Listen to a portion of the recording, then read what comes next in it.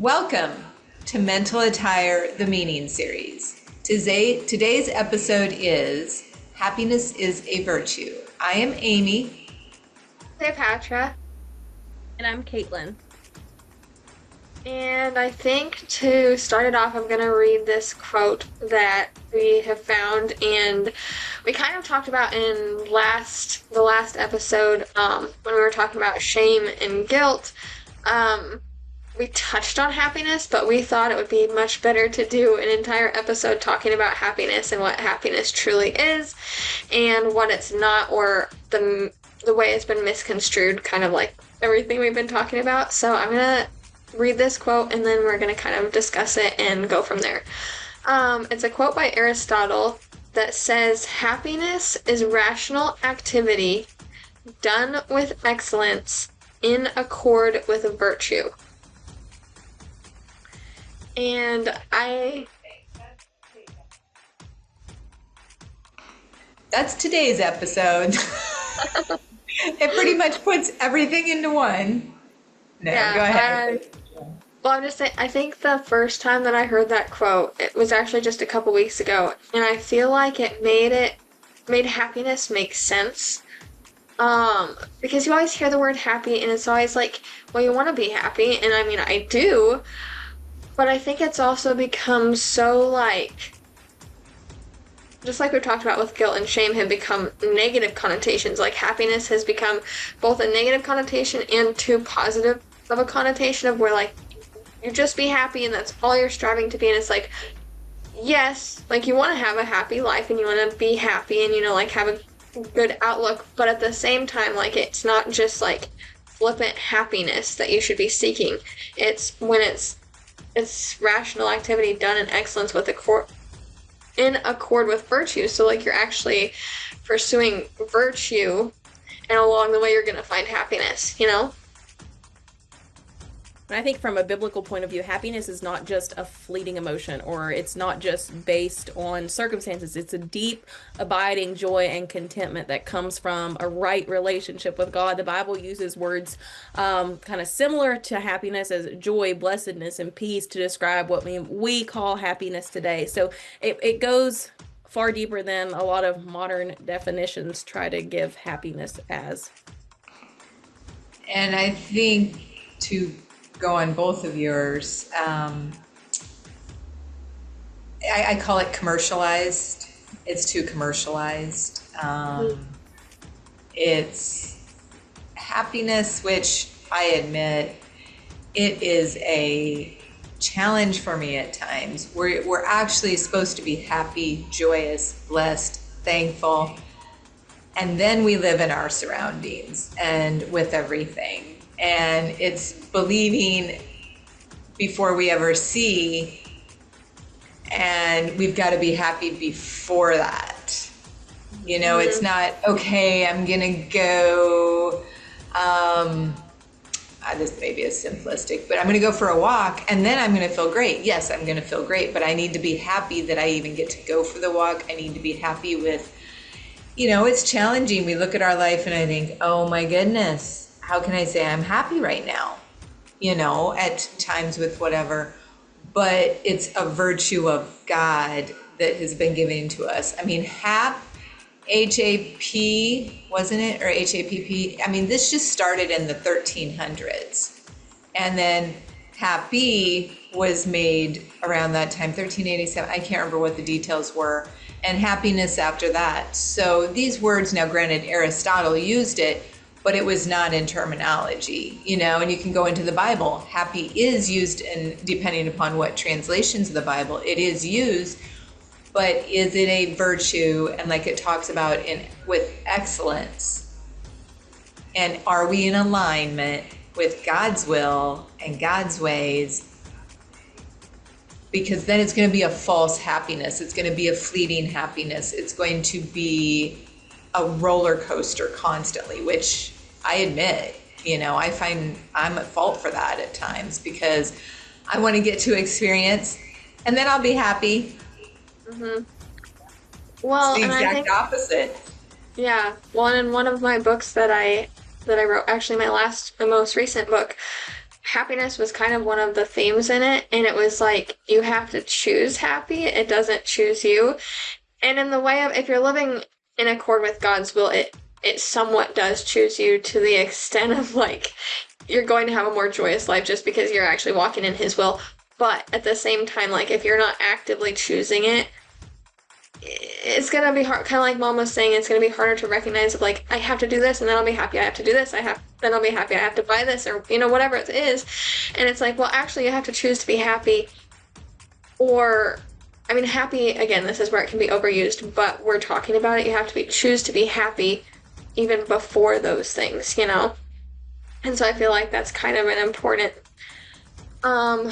way to look at it, is like, am I choosing happiness, or am I trying to let happiness just like come to me? Like whenever it comes to me, then I'll be happy and then I won't be happy. Like it can be such a roller coaster. And I feel like if you're actually actively choosing it, then it's kind of like when you're seeking God's will, you're seeking his happiness too. And it'll be more of a rooted, virtuous happiness that you're receiving. Well, and happiness is found in God, not in your circumstances, not from money or success or comfort. It comes from knowing and trusting in God. Psalm 144:15, I'm going to read that. It says, happy is the people that in such a case, yea, happy is the people whose God is the Lord. And so even in loss, difficulty, or we can have joy and we can have happiness because our source of happiness is God, not our situation or not what we have, not what maybe the world tries to define happiness as. Yeah.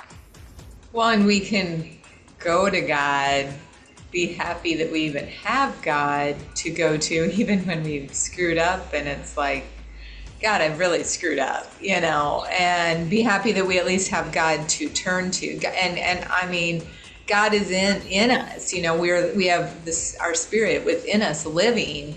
And I admit, when we're all frazzled and upset and frustrated and discouraged, it's hard to connect with that. But that's where we need to hold each other accountable and help each other. Remind each other, hey, we've got to breathe, we've got to slow down, we've got to quiet ourselves and connect with God. Because that's also the worst time to be making decisions. When we're really high off of happiness, or when we're really low and we feel far away from happiness, either way, we need to slow down and connect with God. Because we may be flying high in the clouds because of how great everything is, but we still have to, okay, what's God's will? It's pretty easy to get on that. We should have worn Choose Happy. We have Choose Happy apparel. And that can be misconstrued, but everybody knows where we're coming from with it. Yeah. Well, and I think another quote that happened to come up yesterday, actually, when we were kind of looking up, when we were researching for this video, Lily Pulitzer said, being happy never goes out of style. And I feel like that can kind of tie into, our mental attire movement, because when you think about like what you're mentally wearing translates to what you're physically wearing, being happy and being virtuous is never going to go out of style. People will say it is. People will say it's not happy or fun or any of that to live a godly lifestyle, to be pursuing virtue, to be pursuing happiness in accord with virtue. But the truth is that actually it doesn't go out of style. Like it doesn't have to be necessarily popular, but it's the best way. It's the most fulfilling way too. And so I feel like that can translate into obviously clothing, mentally, what you're mentally wearing, but also just like life in general too, like it's not going to go out of style. Being happy, being virtuous is not going out of style. Well, and it's funny because my lesson for my Bible study girls tonight is, it's okay to be different and to be set apart in that way, and living in alignment with God's will brings happiness, and it reflects the life that we were created for. Proverbs 3:13 says, happy is the man that findeth wisdom and the man that getteth understanding. And I think happiness is tied to walking in that wisdom, walking in that righteousness, and in the truth. And not to mention joy, which is another form of happiness, is a fruit of the spirit. So joy and happiness is that result of a life lived in the Holy Spirit. It's not manufactured, but it's gifted from God. Yeah. Yeah. Well, and I think that the other thing is, and we could always do a video on this too, but like when you're walking in accordance with God, like you're saying, you're not having to hide. You're not having to cover up lies or, deception or anything. So it doesn't necessarily mean that everything is going to be easy because you're still living in the real world, but it makes it easier from the standpoint of you're not having to hide anything. You're only walking in accordance to His will. And so it makes it easier, and then that makes that happiness and virtue and joy more fulfilling, easier too, because like again, you're not having to hide anything. You're not having to lie to get to, a result, or to deceive people, or to rebel against like what God wants for you. And so it makes it like more of a fulfillment too when you're living in His will. And so all around, it just makes you happier, actually, realistically. Even in, like Mom and Caitlin, you were saying, like, even in the lower moments and the really good moments, too. Like, you can still have that rooted or groundedness. Well, and I think Caitlin had mentioned, I think the Padre you were, that our happiness is to be with God first and foremost, before any of the materialistic, any of the accomplishments, any of the experiences here on earth. And I think, like the Padre was saying, and that's interesting, I was just thinking that it's okay also to be happy. Mm-hmm. It's okay to act happy, as long as it's not coming from greed, lust, infatuation, proud, the proud that's not godly. Entitlement, all of that, it's okay to be and act happy, not arrogance, not any of that, but, and we all can err on that side maybe, but we just have to keep ourselves in check. Well, and I think that kind of goes back to like Jesus talking about childlike faith. Children, not all the time, but they're generally happy. They're innocent, they're pure, but they're also happy because like they're not, well, I'm going to say they're more connected in some ways because they haven't been tainted. And I mean, obviously, as you mature, like it can be a good thing because you learn more, you have a fuller understanding of walking in God's will. But at the same time, they express their happiness, and Jesus talks about childlike faith. So in a way, being happy, showing your happiness when it's in accord with God's will, is that childlike faith. So like it's actually, we're supposed to be that way, Well, in John 15:11, it talks about how he said, these things have I spoken to you, that your joy, my joy would remain in you, and that your joy would be full. And so, he desires not just that we have joy, but that our joy would be full, that it would be lasting. It's that result of the Holy Spirit living inside of us and doing the right thing, the obedience that comes with, living a life, like we said, in accord with God's word. And that it just comes whenever we live a life according to His will. Yes. Yeah. Well, and I think when we're coming from a place of purity and innocence, which these can be totally different times for videos, great topics. I feel like when you're bringing up childlike faith, I believe that a lot more of us humans need to live from a place of purity and innocence. Those words are not used in society pretty much anywhere. They are shunned out. People are shamed, and to act and be pure and innocent, no different than acting happy is pretty much cultural norm. It's commercialized. But if you want to include purity and innocence in that, it's non-existent. That's not even supposed to be talked about, let alone lived. And I think that's very sad. And so to have childlike faith, we need to just have simple belly laughs that are not harmful, that are not against others, that just being silly and goofy and just having fun. So many people are overworked, underpaid, stressed, parents, families, the activity amount of activities. They can't even have time for childlike faith. There is no time to have that, and it's really sad. Slow down, live slow. We have apparel that says live slow, and people say, I can't do that. Yes, you can. It may take quite a few steps to get there, but just one decision at a time, you can start weeding things out. Let's get to that place that you can find that pure, happy joy that God's provided in us. Mm-hmm.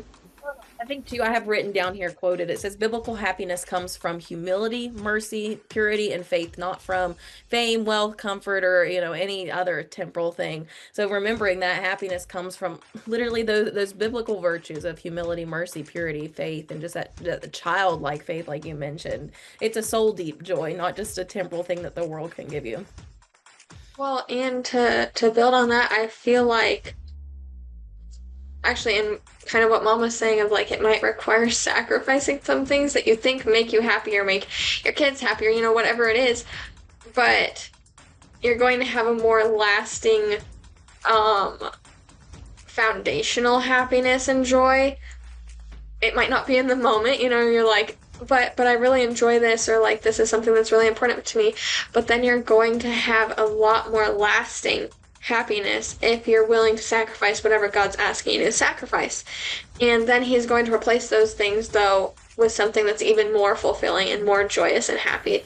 And so, because I've learned that, through my own experiences, is like some of these things, it might not be even inherently bad, but for you, it's not what God has in store for you. And so if you cling to those things and you're unwilling to give them up, then God can't give you what he really wants to give you. Like that just, it doesn't work. And so I feel like the other part to it is that it won't even that you'll be acting happy. You'll just be happy, you know what I mean? So like it doesn't mean that you won't have moments of frustration or sadness or anger or any of the other emotions, but like it'll be a soul deep happiness that just like is portrayed in you, and you're not even maybe trying, you know what I mean? Like, I mean you are, but I mean like to people around you, whether you know it or whether you even hear from them or not, it'll be portrayed, and that's like God's light shining from you because you're walking in God's will. His happiness is then rooted in you, and it's just like you're not even having to act happy. It's just you are, Yeah. Well, and like you said, to piggyback off of, soul deep joy, it flows from being right with God. It flows from walking with God and trusting in his goodness, no matter the season, because we know, life has its ups and its downs, but it's not dependent on our feelings or our trends or, we got to do this, we got to do that, busyness, but it's on the unchanging character of God, I think. Well, and I would encourage families, parents, children, even grandparents, and so on and so forth. We have Families United, Funago, Families United, Never Alone, Gather Offline. And a big part of this is because of how disconnected, separated, and divided we are from God, amongst each other. Our own mental and physical health is lacking. You will naturally gain health by slowing down and weeding out those things and working more on childlike faith and having, the deep soul connection that with God.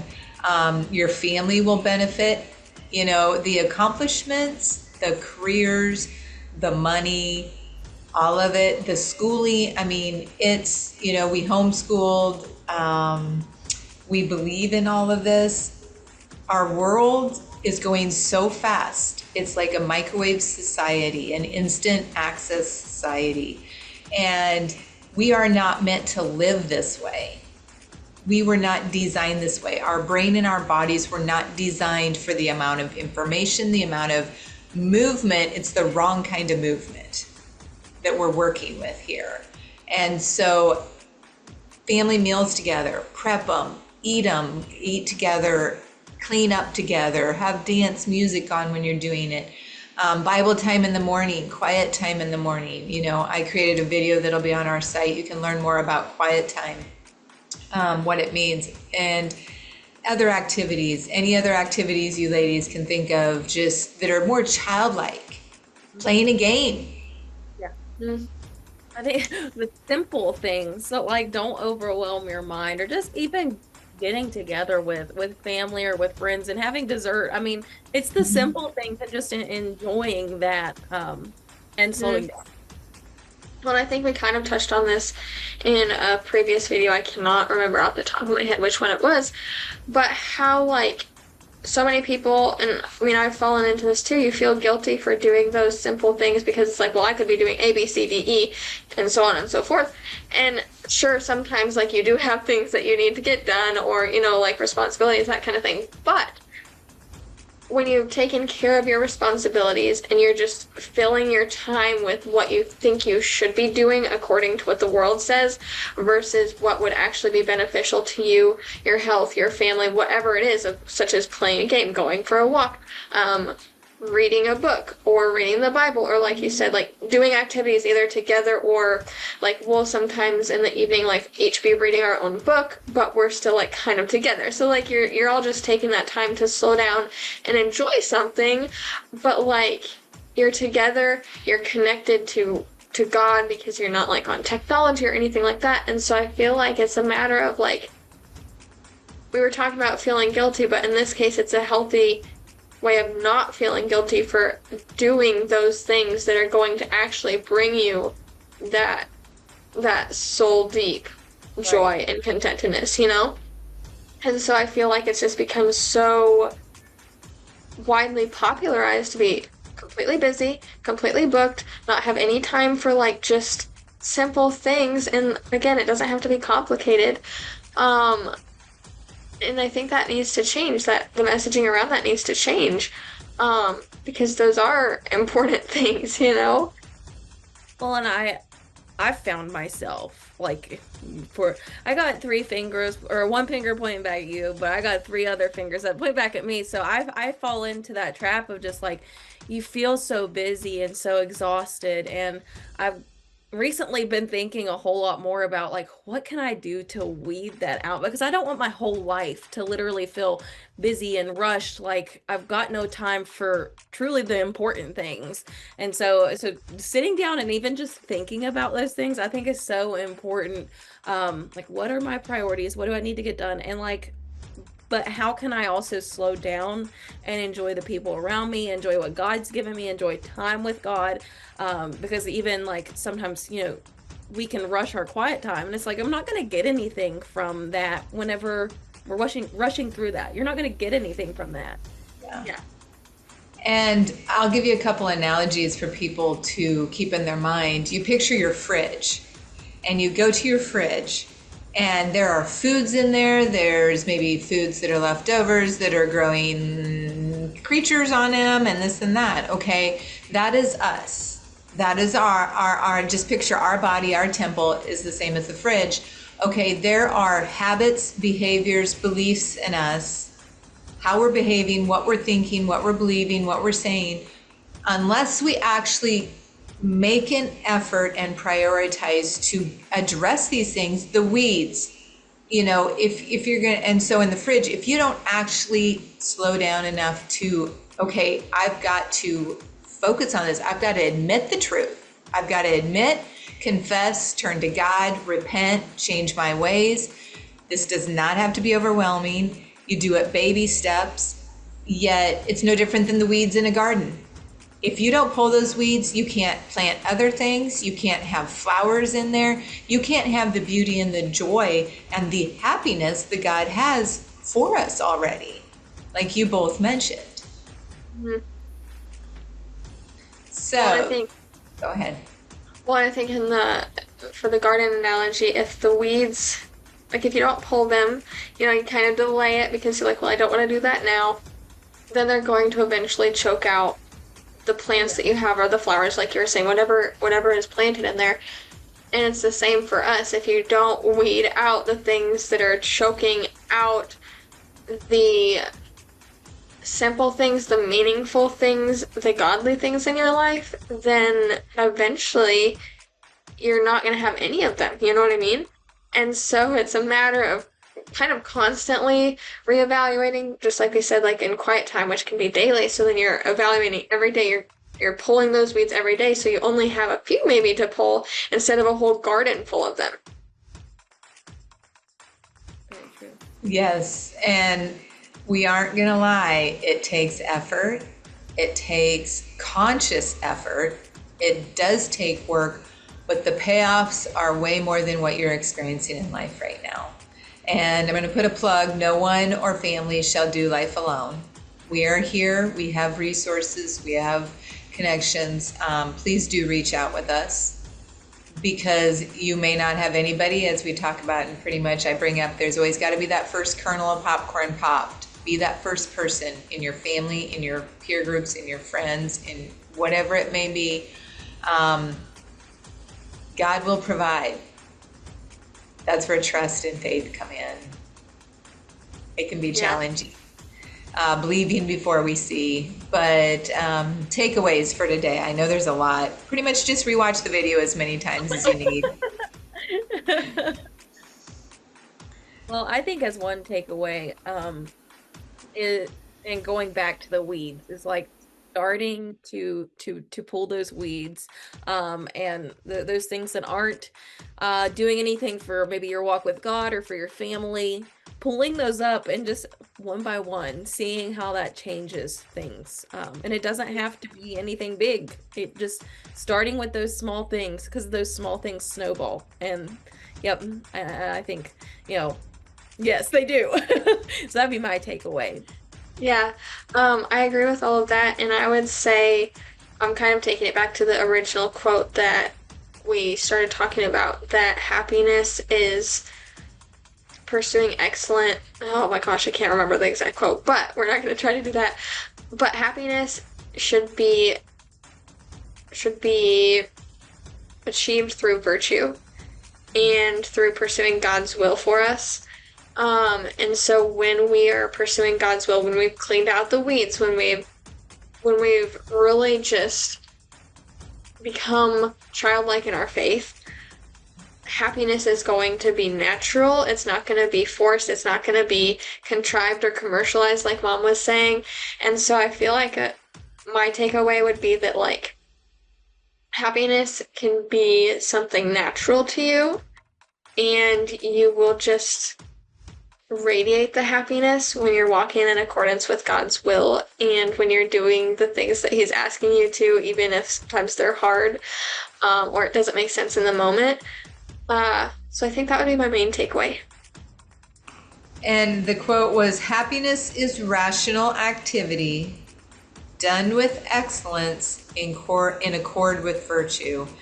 And that's by Aristotle. My takeaway is, I invite you to be bold and brave, courageous and confident, aligned with God. Turn away from rebelliousness, obstinance, foolishness, wickedness, greed, all of that. And get right with God. And I tell you, you may be standing alone at times, or it may feel like it. None of us really are, but it will feel like it at times. But do it. It's worth it. So we appreciate you being here. We are thankful for you, and no one shall do life alone. So please do reach out. We are sending you hugs and blessings, and take care till next time. Bye. Bye.